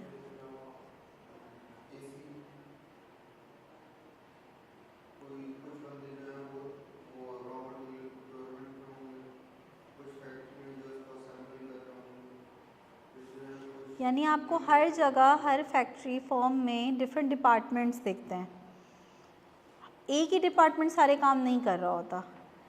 एक फाइनेंस डिपार्टमेंट है, एक प्रोडक्शन डिपार्टमेंट है, एक आपका जो है वो HR है, ठीक है, डिफरेंट डिपार्टमेंट्स हैं, ठीक है, और हर डिपार्टमेंट अपने असाइन जो उसको टास्क है वो उसको ही परफॉर्म कर रहा है। अच्छा, इसका क्या फ़ायदा है? पहला जो आपका बेनिफिट यहाँ पे लिखा हुआ है, स्पेशलाइजेशन अकर्स। अच्छा, सबसे पहले तो अगर आप डिवीज़न ऑफ लेबर अप्लाई करते हो तो उससे स्पेशलाइजेशन भी क्रिएट होती है, क्योंकि जब एक बंदा एक ही काम को रिपीटेडली करता रहेगा तो उसमें एक्सपर्ट हो जाएगा, ठीक है ना। तो यहाँ पे स्पेशलाइजेशन के भी कुछ फ़ायदे लिखे हुए हैं। तो हाँ भाई, कौन बताएगा फर्स्ट पॉइंट को, कोई एक्सप्लेन कर दे पहले।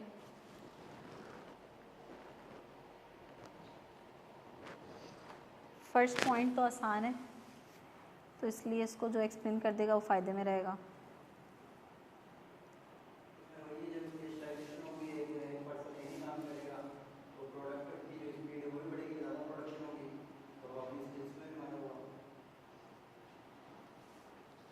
बिल्कुल ऐसी है कि प्रोडक्टिविटी बढ़ेगी, एफिशिएंसी और प्रोडक्टिविटी बढ़ेगी। एक बंदा अगर सारे काम कर रहा है तो वो सारे काम में एक्सपर्ट नहीं हो सकता, तो उसमें टाइम बहुत ज़्यादा लगेगा, ठीक है ना।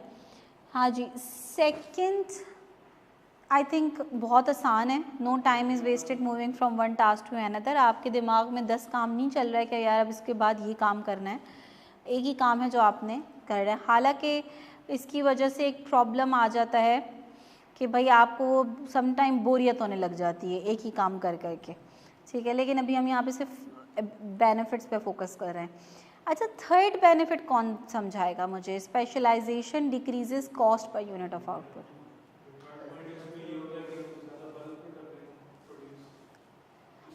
और जब आप बल्क में प्रोड्यूस करते हैं तो आपकी पर यूनिट कॉस्ट क्या हो जाती है, कम हो जाती है। तो ये बात बहुत इम्पॉर्टेंट है कि जब आपकी प्रोडक्टिविटी आप बहुत ज़्यादा कर रहे होते हो ना, तो आपकी पर यूनिट कॉस्ट कम हो जाती है।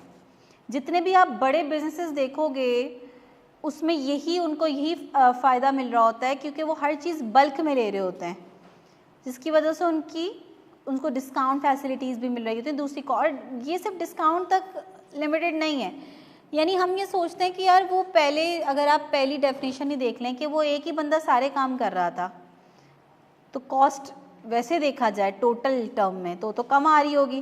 तो आपने 4 लोग रखे उस काम को करने के लिए, तो आपको पे भी तो 4 लोगों को करना है ना, तो टोटल कॉस्ट तो बढ़ जाएगी आपकी। अब 4 लोगों की सैलरी है, लेकिन वो चारों मिलकर आपको प्रोडक्टिविटी इतनी ज़्यादा देंगे ना कि वो जो आपकी बड़ी हुई कॉस्ट भी है ना, वो भी डिवाइड होके क्या हो जाएगी, इतनी ज़्यादा प्रोडक्टिविटी में बहुत कम हो जाएगी।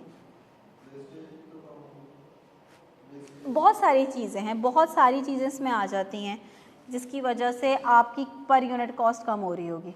अच्छा, 4th पॉइंट क्या है? 4th पॉइंट में वही वाली बात है कि भाई एक बंदा जो सारे काम कर सकता है वो किसी एक चीज़ में मास्टर नहीं होगा, ठीक है। तो आपने अपनी लाइफ में भी अक्सर हम क्या करते हैं कि हम फलां से सुनते हैं भाई सीए जो है ना वो बहुत ज़बरदस्त वो है, हमने सीए करना शुरू कर दिया। बीच में हमें किसी ने बता दिया यार सीए की मार्केट अब वैसी नहीं रही जैसे पहले थी और बड़ी मुश्किल से जॉब्स मिल रही हैं और फलां हो रहा है ये वो। इससे अच्छा ये तुम जो है ना सॉफ्टवेयर इंजीनियरिंग की फील्ड में चले जाओ, बड़ा आजकल वो चल रहा है, या डेटा साइंस में चले जाओ, आजकल बड़ा नाम है। आपने वहाँ स्विच कर दिया, आप स्विच पे स्विच किए जा रहे हैं, आपने हर काम आपको क्या आ गया, थोड़ा थोड़ा आ गया, ठीक है। हर चीज़ की नॉलेज आपको थोड़ी थोड़ी आ गई, तो मार्केट में आपकी वो वैल्यू ही नहीं होगी। मार्केट में उस बंदे की वैल्यू होती है जो एक काम का एक्सपर्ट हो, कि यार ये बंदा जानता है कि ये काम कैसे करना है, इसका एक्सपर्ट है, ठीक है।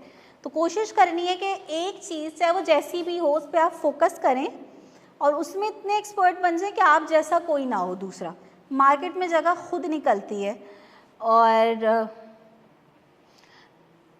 चलें, इस पर लंबी हो जाएगी। 5th पॉइंट क्या है?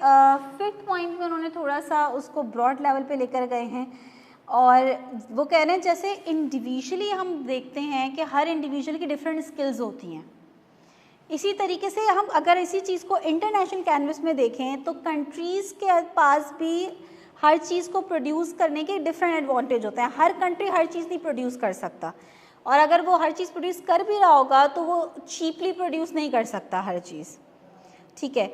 यानी फॉर एग्ज़ाम्पल पाकिस्तान में वो चीज़ें जिनमें कैपिटल बहुत ज़्यादा रिक्वायर्ड है, टेक्नोलॉजी बहुत ज़्यादा रिक्वायर्ड है, वो पाकिस्तान ज़्यादा अच्छे से कम कॉस्ट पे प्रोड्यूस नहीं कर सकता, मुश्किल है पाकिस्तान के लिए।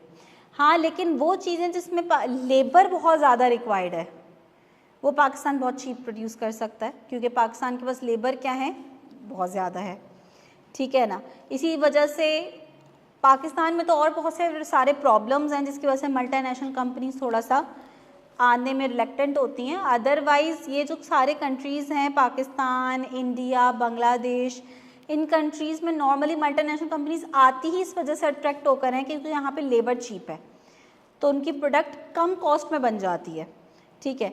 तो हर कंट्री ये एनालाइज करता है कि उसको किस चीज़ को बनाने में कंपैरेटिव एडवांटेज है, यानी रिलेटिवली दूसरे कंट्री से वो ज़्यादा इसको कम कॉस्ट पे प्रोड्यूस कर सकता है, तो वो उसी चीज़ को बनाए और उसी चीज़ को एक्सपोर्ट करे जिसमें वो क्या है, बेस्ट है। भाई अब फॉर एग्ज़ाम्पल पाकिस्तान एक प्रोडक्ट एक ऐसी कोई क्रॉप है जिसके लिए जो वेदर रिक्वायर्ड है, जिस कदर जो है वो लो टेम्परेचर रिक्वायर्ड है, वो पाकिस्तान में सही से है ही नहीं किसी जगह पे, तो अब पाकिस्तान नहीं प्रोड्यूस कर सकता ना। ये जिस किस्म के उसमें उसके लिए सॉइल या जिस तरह की ज़मीन रिक्वायर्ड है वो पाकिस्तान में आपको नहीं मिल रही, लेकिन पाकिस्तान में ज़बरदस्ती उस चीज़ को प्रोड्यूस तो किया जा सकता है, लेकिन वो उस तरह की प्रोड्यूस नहीं होगी। तो आप हर जगह की देखते हैं कि जैसे पाकिस्तान के चावल जो हैं वो बहुत मशहूर हैं, किसी और दूसरी जगह के जो हैं नेपाल वगैरह इन सब के टी बहुत फेमस है। तो ये डिपेंड करता है कि उस जगह का इन्वायरमेंट कैसा है। तो वो यही कह रहे हैं कि भाई डिफरेंट कंट्रीज़ का डिफरेंट कंपैरेटिव एडवांटेज होती है प्रोडक्शन के अंदर, जैसे हर इंडिविजुअल की डिफरेंट स्किल्स होती हैं।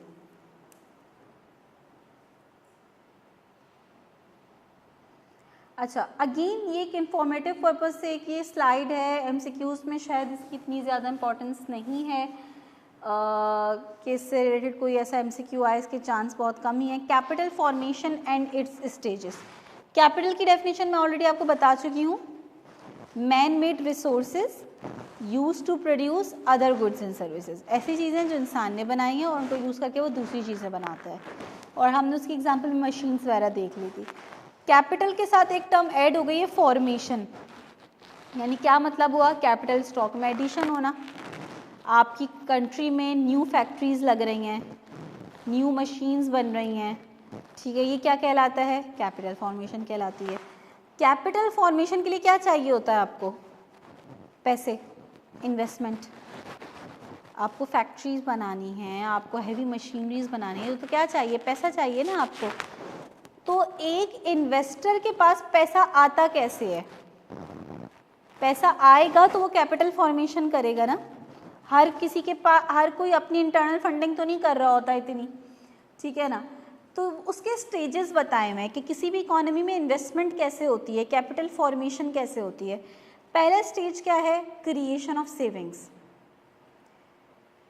कुछ लोग इकोनॉमी में क्या होते हैं, सेवर्स होते हैं, जो क्या करते हैं, एक्सेस ऑफ मनी क्या कर रहे होते हैं, सेव कर रहे होते हैं। और इकोनॉमिक्स में सेविंग का भी की टर्म बहुत जो है वो स्पेसिफिकली यूज़ की जाती है कि सेविंग, हर चीज़ को सेविंग नहीं कहते। आपने घर में जो है ना एक गुल्लक लेकर रखा हुआ है, आप उसमें पैसे डालना है, आप तो यही कह रहे हैं मैं पैसे सेव कर रहा हूँ, लेकिन इकोनॉमिस्ट कहते हैं ये सेविंग नहीं है, वो पैसा 10 साल बाद भी उतना ही रहेगा, ठीक है ना, और ना वो पैसा यूटिलाइज्ड हो रहा है, ठीक है ना। तो सेविंग वो है जो आप कैपिटल मार्केट में रख रहे हो पैसा, ठीक है। तो जब सेवर्स सेविंग करेंगे, पहला स्टेप सेविंग हो, लोग सेविंग करते हों। दूसरा स्टेप वो सेविंग मोबिलाइज होकर किस में आए, कैपिटल मार्केट में आए, यानी बैंक्स, स्टॉक मार्केट, यहाँ पे वो पैसा है। और फिर उन बैंक्स और स्टॉक मार्केट के थ्रू वो पैसा कहाँ जाएगा, इन्वेस्टर्स के पास जाएगा। स्टॉक मार्केट में क्या होता है, फर्म्स ने अपने शेयर्स वगैरह इशू किए हुए होते हैं, ठीक है, आप वो शेयर्स बाय करते हो, ठीक है, और जब आप वो शेयर्स बाय करते हो तो पैसा, वो फंड्स किसके पास चले जाते हैं, कंपनी के पास चले जाते हैं, through that stock market, through that capital market mobilise होकर। और जब वो पैसा कंपनी के पास जाता है तो कंपनी उससे क्या करती है, इन्वेस्टमेंट करती है, कैपिटल फॉर्मेशन करती है। तो ये 3 सिंपल स्टेजेस हैं। सेविंग होगी, वो पैसा कैपिटल मार्केट में आएगा, कैपिटल मार्केट के थ्रू किसके पास जाएगा, इन्वेस्टर्स के पास जाएगा, ठीक है। स्कार्सिटी आई थिंक दोबारा समझाने की ज़रूरत नहीं है, स्कार्सिटी मीन्स लिमिटेड रिसोर्सेज। तो ये लास्ट 2 स्लाइड्स रह गई हैं, बस इसको हम क्विकली कवर करके फिर आज की क्लास एंड करेंगे। अपॉर्चुनिटी कॉस्ट एक बहुत ही इम्पॉर्टेंट कॉन्सेप्ट है इकोनॉमिक्स का, और अपॉर्चुनिटी कॉस्ट समझने से पहले हमें ये बात समझनी चाहिए कि हम इकोनॉमिस्ट कहते हैं कि there is no free lunch, मुफ्त में आपको कोई चीज़ नहीं मिलती, कुछ भी, ठीक है ना। इवन आप कोई लेक्चर यूट्यूब पे ले रहे हो फ्री ऑफ कॉस्ट, आपको लग रहा है तो मुफ्त में मिल रहा है, आप उसको भी, उसकी भी एक कॉस्ट है। आप सबसे पहले तो अपना टाइम लगा रहे हो, आप अपना टाइम डिवोट कर रहे हो, उसकी भी एक कॉस्ट है, ठीक है ना। तो कॉस्ट ज़रूरी नहीं है कि मॉनेटरी टर्म में ही हो, कॉस्ट मॉनेटरी टर्म में भी हो सकती है और नॉन मॉनेटरी टर्म में भी हो सकती है। आप क्लास ले रहे हैं, इसकी जगह पर आप या तो आप जॉब भी कर सकते थे, जॉब करते तो आपको कोई सैलरी मिलती, ठीक है। क्लास लेने की वजह से वो सैलरी आपको क्या करनी पड़ रही है, सेक्रीफाइस करनी पड़ रही है, फॉरगो करनी पड़ रही है। या आप क्लास लेने की जगह पे सो रहे होते इस वक्त घर में, तो वैसे देखा जाए तो कोई मॉनेटरी कॉस्ट नहीं है, लेकिन नॉन मॉनेटरी कॉस्ट है कि वो जो बेनिफिट, वो जो सुकून, वो जो आपको पीस मिलता सोने से, वो अब आपको नहीं मिल रहा अभी, क्योंकि आपको क्लास लेनी पड़ रही है, ठीक है। तो बेसिकली अपॉर्चुनिटी कॉस्ट किसे कहते हैं, the cost of the next best alternative that you sacrifice. किसी भी एक्टिविटी को करने की वजह से जो नेक्स्ट बेस्ट एक्टिविटी थी, जो नेक्स्ट बेस्ट ऑल्टरनेट था, जो आप कर सकते थे लेकिन आप नहीं कर सके उस एक्टिविटी को करने की वजह से, वो क्या कहलाती है? इस एक्टिविटी की कॉस्ट। जैसे कि एक सिंपल सी पिक्चर मैंने यहाँ पे ऐड कर दी समझाने के लिए कि जॉन जो है वो पूरी रात एग्ज़ाम के लिए पढ़ा उसने। नेक्स्ट डे ऑब्वियसली जॉन को नींद आ रही थी बहुत, जॉन इज़ वेरी स्लीपी। तो अपॉर्चुनिटी कॉस्ट क्या आई? ज़ाहिर है उसने कुछ पाने के लिए, कहते हैं ना कुछ पाने के लिए कुछ खोना पड़ता है, तो ये वही वाली बात है कि भाई एग्ज़ाम के लिए तो पढ़ा, वो तो ज़रूरी था उसके लिए, लेकिन एक अच्छी नींद जो है उसको क्या करनी पड़ी? इस बेनिफिट को लेने के लिए, इस काम को करने के लिए सेक्रीफाइस करनी पड़ी, जो उसका नेक्स्ट बेस्ट ऑल्टरनेट था। तो हर किसी की अपॉर्चुनिटी कॉस्ट डिफरेंट हो सकती है। अब हो सकता है अब्दुल्ला बोले नहीं, क्लास अगर मैं नहीं लेता तो कोई बिल्कुल ही दूसरा काम अब्दुल्ला बोले कि मैं तो नहीं, ना मैं सोता, ना मैं जॉब पे जाता, मैं घर अपने दोस्तों के साथ बैठता, उनके साथ टाइम स्पेंड करता। तो अब्दुल्ला की क्लास लेने की अपॉर्चुनिटी कॉस्ट क्या है? वो जो लेजर टाइम अब्दुल्ला एंजॉय करते हैं अपने दोस्तों के साथ, वो टाइम नहीं एंजॉय कर पाएंगे। तो पॉसिबिलिटीज़ तो बहुत सारी हो सकती हैं ना। अगर वो दोस्तों के साथ टाइम स्पेंड नहीं करते, कोई तीसरी एक्टिविटी भी हो सकती थी। लेकिन अपॉर्चुनिटी कॉस्ट क्या है? The next best alternative. सारी कॉस्ट अपॉर्चुनिटी कॉस्ट नहीं कहलाती, ये समझने की ज़रूरत है। दो ऑप्शंस होते हैं ना जो आपके सबसे टॉप ऑप्शंस होते हैं कि ये करेंगे तो ये नहीं कर पाएंगे। वो जो सेकंड बेस्ट ऑल्टरनेट है ना, जो आप सेक्रीफाइस कर रहे हो, वो क्या कहलाती है? आपकी अपॉर्चुनिटी कॉस्ट कहलाती है। बात समझ में आ रही है? ये पैसे आपके पास एक लिमिटेड पैसे, आपने बोला यार इससे या तो 2 बर्गर आ जाएंगे या पिज़्ज़ा आ जाएगा, ठीक है। अगर पिज़्ज़ा लिया तो बर्गर नहीं ले सकेंगे, अगर एक बर्गर भी लिया तो उतने पैसे नहीं बचेंगे पीछे के पिज़्ज़ा ले सकें। आपने 2 ही ऑल्टरनेट जहन में रखे हुए हैं। तो अगर बर्गर लिया तो पिज़्ज़े से जो आपको अच्छा फील हो सकता था, एंजॉय कर सकते थे, वो आपको सेक्रीफाइस करना पड़ेगा। ये बर्गर खाने की अपॉर्चुनिटी कॉस्ट हो जाएगी, ठीक है ना। तो आई होप कि ये कॉन्सेप्ट समझ में आया हो।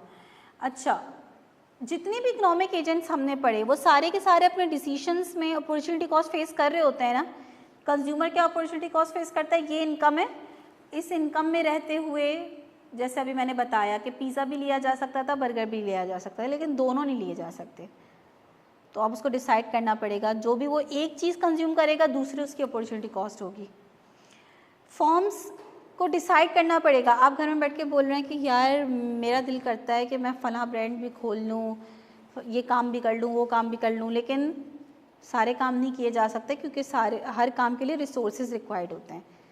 तो आपको डिसाइड करना पड़ेगा कि कौन सा बिजनेस करना है, ठीक है। अगर आप कोई एक चीज़ काम करेंगे तो दूसरे काम करने से जो आपको प्रॉफिट हो सकता था वो आपको सेक्रीफाइस करना पड़ेगा। तीसरा, गवर्नमेंट क्या डिसीजन लेती है, जो फंड्स हैं वो किस सेक्टर पे कितने लगाने हैं। अगर डिफेंस पे ज़्यादा लगा दिया तो एजुकेशन सेक्टर, हेल्थ सेक्टर सफ़र करेंगे, सोशल सेक्टर्स, ठीक है ना, उन पे आप कम लगा सकोगे, वो आपकी अपॉर्चुनिटी कॉस्ट कहलाएगी, ठीक है। तो जितने भी इकोनॉमिक एजेंट्स हैं, जो जब भी कोई डिसीजन लेते हैं तो वो हर अपने डिसीजन में क्या फेस कर रहे होते हैं? Opportunity cost. तो आज आपने जब भी आप किसी भी चीज़ का फैसला करें, टीवी देखूं ना देखूं, ठीक है, पढ़ूं ना पढ़ूं, तो हर डिसीजन में आप जहन में सोचें कि अगर मैं ये काम करूँगा तो उसकी अपॉर्चुनिटी कॉस्ट क्या होगी, या तो मैं ये करूँगा, या अगर मैं ये नहीं करता तो मैं क्या करता, वो इस काम को करने की अपॉर्चुनिटी कॉस्ट है, ठीक है ना। तो अप्लाई करें चीज़ों को, इकोनॉमिक्स के कॉन्सेप्ट्स को, तो आपको ज़्यादा बेहतर फील होगा। समटाइम स्टूडेंट्स बहुत ज़्यादा इकोनॉमिक्स को बहुत वो समझ रहे होते हैं, लेकिन ये हमारी और आपकी ही बातें हैं जो हम कह रहे हैं। ह्यूमन बिहेवियर है, ह्यूमन साइकी है, हम मैनकाइंड को ही स्टडी कर रहे हैं, हम किसी दूसरी दुनिया की बातें नहीं कर रहे, ठीक है। तो चैप्टर 1 की ये 19 स्लाइड है जो मैंने अभी आप लोगों से डिस्कस करी है, और इसके टोटल 35 स्लाइड्स हैं। यहाँ पर हम चैप्टर 1 को अभी स्टॉप करेंगे, और जो हमारी नेक्स्ट क्लास होगी होपफुली कल, तो उसमें हम चैप्टर 2 को कंटिन्यू करेंगे, ठीक है ना। रिमेनिंग पार्ट ऑफ चैप्टर 1 इसको हम बाद में कंप्लीट करेंगे। अच्छा, अब ऐसा है कि मैं अभी पूछ लेती हूँ कि कोई ऐसा कॉमन ग्रुप जिसमें आप चारों हों, कोई ऐसा ग्रुप है?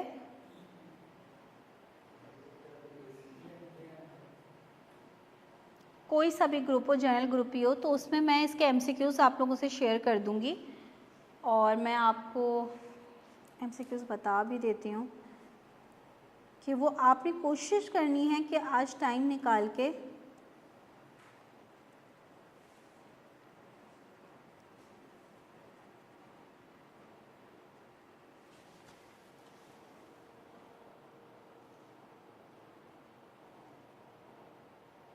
I think